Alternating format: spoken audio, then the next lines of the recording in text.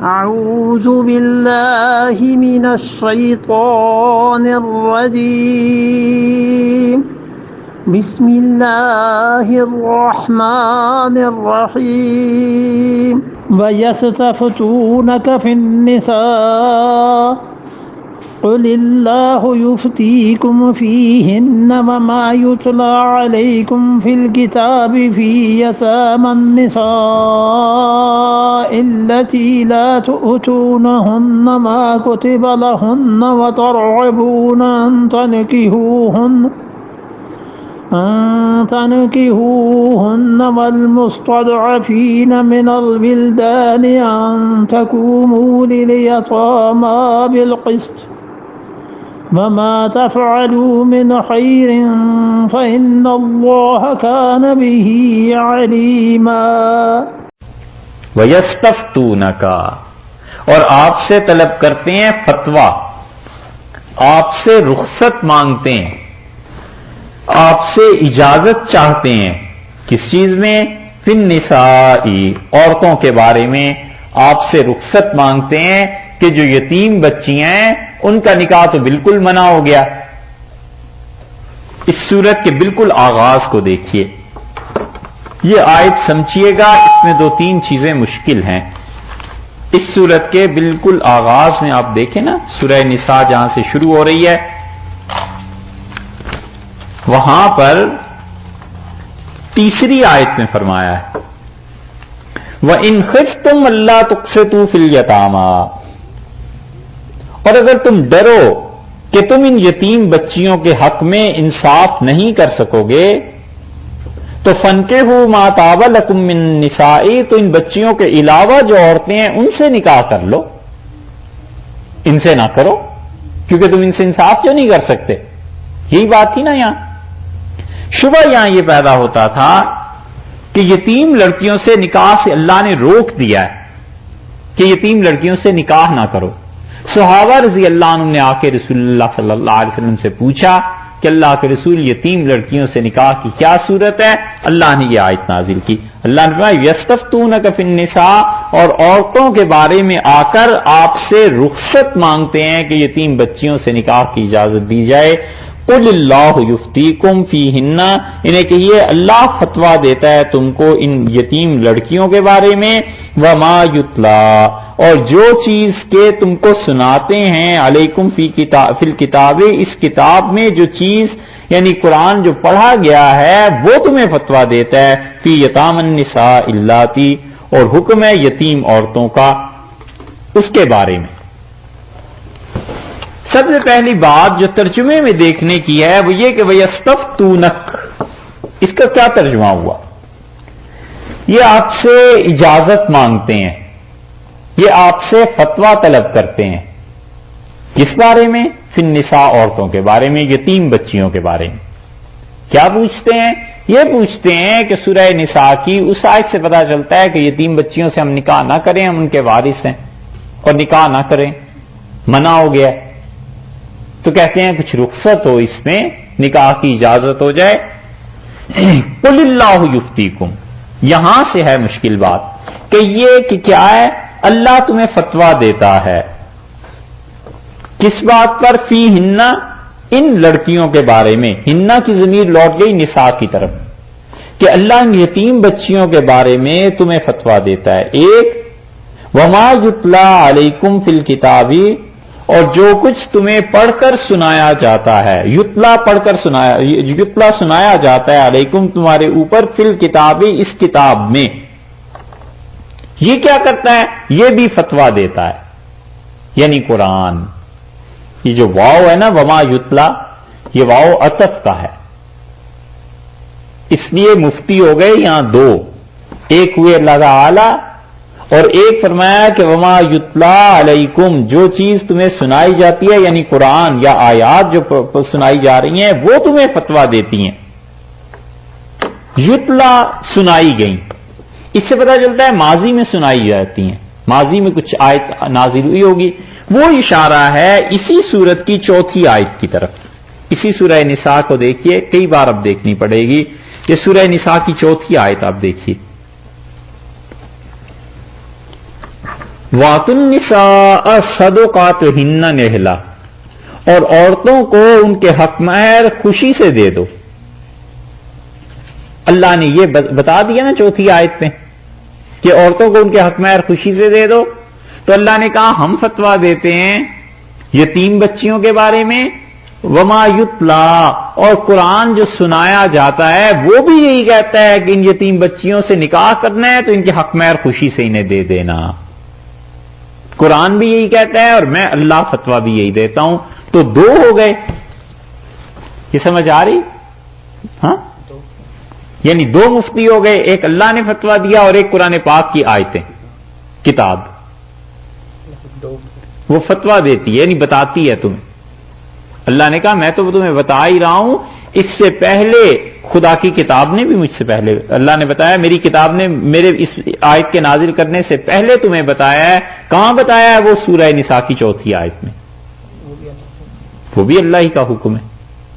لیکن قرآن پاک کو، اپنے کلام کو گویا فرمایا کہ یہ قرآن بھی تمہیں یہ بتا رہا ہے جسے تم خود پڑھ سکتے ہو، تو نئے فتوے کی مجھ سے پوچھنے کی کیا ہے؟ ہم پھر تمہیں بتاتے ہیں اور یہ قرآن بھی تمہیں بتا رہا ہے. سمجھ آئی؟ اچھا، ان دو کے بعد کس بارے میں فتوے دیتے ہیں؟ فی یتام النساء، ایک تو یتیم بچیوں کے بارے میں، اللتی لا توتونہن ما کتب لہن، جن کو کیا ہے؟ لا توتونہن، تم انہیں نہیں دیتے ہو، ما کتب لہن، جو ان کے لیے حق مہر مقرر ہے تم انہیں نہیں دینا چاہتے ہو، ما کتب لہن، جو ان کے لیے ہے. وترغبون، اور تم چاہتے ہو کہ ان تنکحوہن، کہ ان لڑکیوں سے کیا کرو؟ شادی کرو، اور حق مہر نہیں دینا چاہتے ہو. تو پھر اللہ تمہیں فتویٰ دیتا ہے اور یہ کتاب بتاتی ہے کہ حق مہر تو دینا ہی پڑے گا. ٹھیک ہے؟ دو مشکلات ہیں یہاں، اور ایک تو یہ تھی جو حل ہوئی تھوڑی سی، دو اور دیکھیے. یہ جو تین، آپ پوری آیت کا ترجمہ ذرا غور سے سنیں تو دیکھیں یہ تین چیزیں ہیں جن کے بارے میں فتویٰ چاہیے. یستفتونک فی النساء، اور عورتوں کے بارے میں، یتیم لڑکیوں کے بارے میں آپ سے پوچھتے ہیں. قل اللہ یفتیکم، آپ ان سے کہیے کہ اللہ تعالیٰ فتویٰ دیتا ہے فیہن، ان خواتین کے بارے میں. وما یتلا علیکم فی الکتاب، اور جو کتاب میں تمہیں سنایا جاتا ہے، خدا کی کتاب بھی فتویٰ دیتی ہے فی یتام النساء، یتیم عورتوں کے بارے میں. اب جن کے بارے میں فتویٰ دیا جا رہا ہے وہ پہلا گروپ کون سا ہوا؟ یتیم لڑکیاں. ٹھیک ہے؟ ایک یتیم لڑکیوں کے بارے میں کہا یہ وہ ہیں جن سے تم نکاح کرنا چاہتے ہو بغیر مہر کے. یہ تو ختم ہو گئی. والمستضعفین، اور اللہ فتویٰ دیتا ہے اور یہ کتاب تمہیں فتویٰ دیتی ہے کس کے بارے میں؟ والمستضعفین، اور کمزور، وہ لوگ، وہ بچے جو مغلوب ہیں، من الولدان، لڑکوں میں سے جو مغلوب ہیں، جو کمزور بچے ہیں، ان کے بارے میں خدا اور اس کی کتاب یہ تمہیں حکم دیتی ہے، تمہیں سکھاتی ہے. دو ہو گئے. اور اس کے بعد تیسرے کون ہیں آگے؟ وَأَن تَقُومُوا لِلْيَتَامَىٰ، اور تیسرے جو ہیں وہ یہ یتیم ہیں. وَأَن تَقُومُوا، اور تیسرے جو ہیں وہ یہ ہے یتیموں کے حق میں. ان تینوں کے بارے میں کیا فتویٰ دیتی ہے خدا کی کتاب، اور خدا کیا بتاتا ہے؟ بالقسط، کے انصاف سے کام لینا. ٹھیک ہے؟ یہ واو جو آ رہا ہے نا، اس واو کا ترجمہ یہ بنتا ہے وما یتلا علیکم قل اللہ یفتیکم، کہ یہ اللہ فتویٰ دیتا ہے ایک، اور اس کے ساتھ ساتھ جو کتاب تمہیں سنائی جاتی ہے وہ فتویٰ دیتی ہے دو. کس کے بارے میں؟ یتام النساء کے بارے میں ایک، اور والمستضعفین من الولدان دو، وان تقوموا للیتامیٰ تین. ان تینوں کے بارے میں دو مفتی فتویٰ دے رہے ہیں، اللہ کی کتاب بھی اور حق تعالی شانہ بھی یہ بات کہہ رہے ہیں کہ بالقسط، تم انصاف سے کام لینا. سمجھ آئی؟ یہ ترجمہ بنتا ہے اس کا. ایک بات رہ گئی، وہ یہ ہے کہ اب پھر پڑھتے ہیں اسے. وَيَسْتَفْتُونَكَ، اور آپ سے فتویٰ پوچھتے ہیں عورتوں کے بارے میں، کہ یہ اللہ تعالیٰ فتویٰ دیتے ہیں عورتوں کے بارے میں. کیا؟ فیہن، عورتوں کے بارے میں. وما یتلا علیکم فی الکتاب، اور اس کے ساتھ ساتھ خدا کی کتاب جو تمہیں سنائی جاتی ہے وہ فتویٰ دیتی ہے یتیم لڑکیوں کے بارے میں کہ اللہ لاتوتونہن ما کتب لہن، کہ تم نکاح مہر نہیں دینا چاہتے ہو انہیں، مہر نہیں دینا چاہتے ہو تو پھر کرنا کیا ہے؟ کیوں نہیں مہر دینا چاہتے؟ کرنا کیا ہے؟ دو ترجمے اس کے ہوئے ہیں، وَتَرْغَبُونَ، اور تم بیزاری کا اظہار کرتے ہو، ایک وَتَرْغَبُونَ اور تم چاہتے ہو، دونوں ترجمے بالکل اپوزٹ ہیں اور دونوں کو یہاں مفسرین نے لکھا۔ ترغبونا کے بعد ان آتا نا، اگر ان کا لفظ تو اس کا مطلب یہ ہو جاتا کہ تم چاہتے ہو۔ مفسرین میں ایک جماعت اس طرف گئی ہے کہ یہاں ان نہیں آیا، اور اگر ان آتا تو پھر ترجمہ ہوتا کہ تم ان سے بیزار ہو کر۔ وَمَن يَرْغَبُ عَن مِّلَّةِ ابراہیم، رغبہ کے بعد دو لفظ آتے ہیں، اصل بات شروع کرتے ہیں یہاں سے۔ رغبت جو ہے نا اس کے بعد عربوں میں دو لفظ آتے ہیں، کبھی آتا ہے عن اور کبھی آتا ہے فی، ٹھیک ہے؟ عن جب آئے رغبہ کے بعد تو اس کا مطلب ہوتا ہے بیزاری، اور فی جب آئے تو اس کا مطلب ہوتا ہے دلچسپی۔ یہاں کوئی بھی لفظ نہیں آیا، ٹھیک ہے؟ بیزاری کے معنی میں آپ دیکھیے بالکل پہلے پارے میں ایک مقام آپ کو بتائیں، من یرغب عن ملت ابراہیم، پہلا پارا جو ہے نا اس کے بالکل آخر پر دیکھیے، وہاں سے بات سمجھ میں آ جائے گی انشاءاللہ۔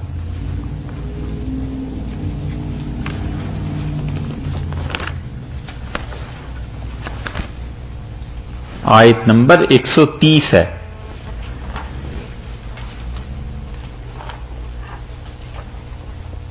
پہلے پارے میں آیت نمبر 130 ہے، وَمَن يَرْغَبُ عَن مِّلَّةِ ابراہیم، اور جو کوئی بھی پسند نہیں کرتا، بیزار ہے حضرت ابراہیم علیہ الصلوۃ والسلام کے دین سے، الا وہ وہی ہے من صفح نفسہ، جو اپنے دل میں بے وقوف ہو۔ بے وقوف آدمی ان کے دین کو پسند نہیں کرتا، تو رغب عن اس کا مطلب ہوا بیزاری۔ پہلے بیزاری والا ترجمہ کر لیتے ہیں۔ اچھا، تم کیا ان لڑکیوں سے بیزار ہو، حق مہر بھی نہیں دینا چاہتے اور تم ان لڑکیوں سے بیزار ہو، تو پھر کیا کرنا ہے؟ بالقسط، انصاف سے کام لینا۔ اگر نکاح کرنا ہے پھر بھی بیزاری کے باوجود تو حق مہر دینا ہوگا، نہیں کر دینا تو پھر کہیں اور ان کا نکاح کر دو، ایک ترجمہ۔ اور دوسرا رغب فی، رغبت کا اظہار کرنا، اپنا انٹرسٹ شو کرنا۔ فی یتام النساء اللاتی لا توتونہن ما کتب لہن، اور تم ان عورتوں کو حق مہر نہیں دینا چاہتے جو کچھ کہ اللہ تعالیٰ نے ضروری قرار دیا ہے ان کے لیے۔ وترغبون، اور تم یہ چاہتے ہو، عن کی بجائے اب فی مان لیا جائے، الا مان لیا جائے تو ترجمہ یہ بن جائے گا کہ تم ان سے نکاح کی رغبت رکھتے ہو، تم چاہتے ہو ان سے نکاح ہو جائے، اس یتیم لڑکی کے مال کی وجہ سے، اس کے حسن کی وجہ سے، کسی وجہ سے بھی نکاح ہو جائے، مگر مہر پورا نہیں دینا، یہ چاہتے ہو تو اللہ تعالیٰ نے فرمایا ہے بالقسط، انصاف کے ساتھ کام لینا۔ تو دو ترجمے ہو گئے نا، اس پہ کہیے اس ترجمے میں سمجھنے میں کچھ ہے؟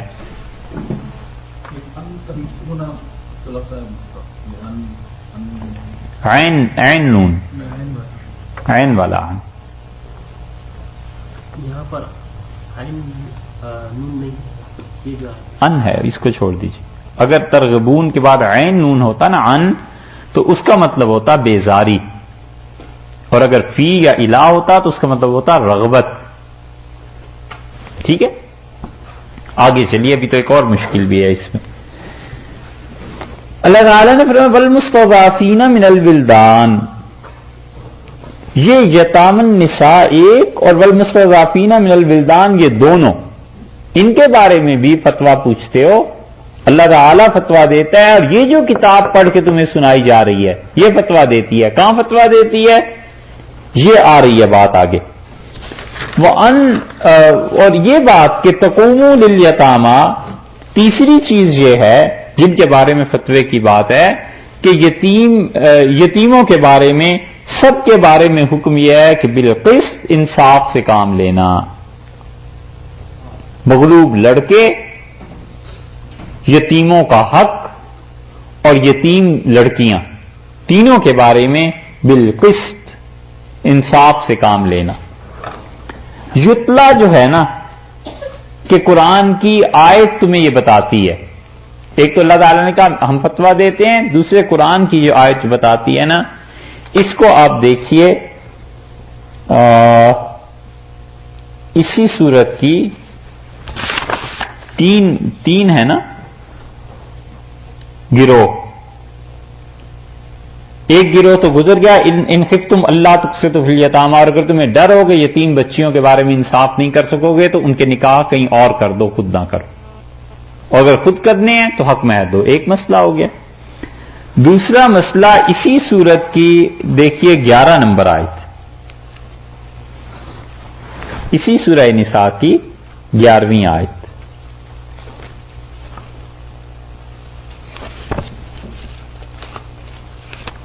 قرآن کریم کی اس سورت کی مشکل آیات میں سے اسے مانا گیا.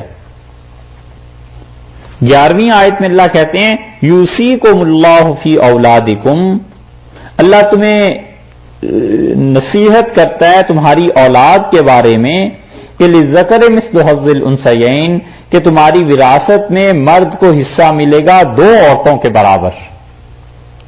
یہ ساری وراثت کے احکامات آگے آگے نا.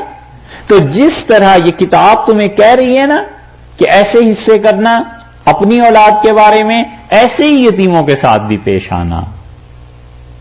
یتلا تمہیں سنائی گئی ہیں. ایک جگہ اسی میں تو آگے آیا ہے، بلکہ اس سے پیچھے آیا ہے 9ویں آیت میں وَلْيَخْشَ الَّذِينَ لَوْ تَرَكُوا مِنْ خَلْفِهِمْ ذُرِّيَّةً ضِعَافًا، اور ڈرنا چاہیے کہ اگر اپنے بعد بچے چھوڑ کے مر جائیں تو پھر وہ کیا تمنا کریں گے کہ ہماری اولاد کے ساتھ کیا سلوک ہو. اسی طرح تم بھی دوسروں کی اولاد جو یتیم ہے اس کے ساتھ اچھا سلوک کرنا. دوسرا مسئلہ یتیم بچوں کے بارے میں یتلا جو تھا لفظ اس کی آ گئی. تیسری جگہ اسی جگہ کو دیکھیے گا، اس میں 32 نمبر آیت دیکھیے.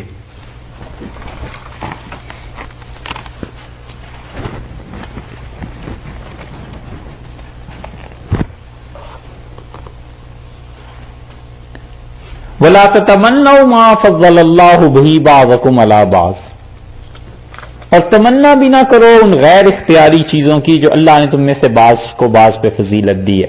لِلرِّجَالِ نَصِيبٌ مِّمَّا اكْتَسَبُوا، مردوں کا حصہ ہے جو انہوں نے کمایا ہے. وَلِلنِّسَاءِ نَصِيبٌ مِّمَّا اكْتَسَبْنَ، اور عورتوں کا حصہ ہے جو انہوں نے اپنی کمائی سے کمایا ہے.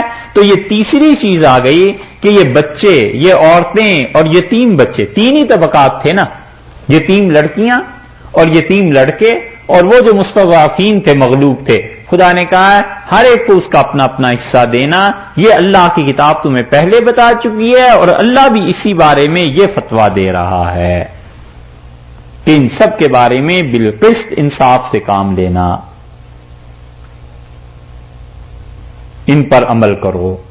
بالقسط کا مطلب یہ ہے کہ ہم جو پہلے احکامات دے چکے ہیں ان پر عمل کرنا، ان میں سے کوئی بھی حکم منسوخ نہیں ہوا اور کسی حکم میں بھی ترمیم نہیں ہوئی. لڑکیوں سے نکاح کرنا ہے تو ان کے حق مہر انہیں دینے پڑیں گے. یتیم بچے ہیں تو وراثت میں انہیں حصہ دینا ہی پڑے گا. اور ڈرو تم خود مر جاتے تو تمہاری اولاد کا کیا ہوتا. اور اسی طرح وہ جو کمزور ہیں ہر ایک کے لیے وہ حصہ ہے جو اللہ نے رکھا ہے. تم ان کو دیکھ کے ان کے مال میں ان چیزوں میں گڑبڑ نہ کرنا. دیکھو یہ تمام آیات جو اب تک نازل ہو چکی ہیں اس صورت میں، ان میں کوئی حکم منسوخ نہیں ہوا، کوئی ترمیم نہیں ہوئی ہے، بلکہ سب کے سب بالقسط واجب العمل ہیں. یہ فتویٰ ہے. اب سمجھ میں آئے؟ کوئی اس پہ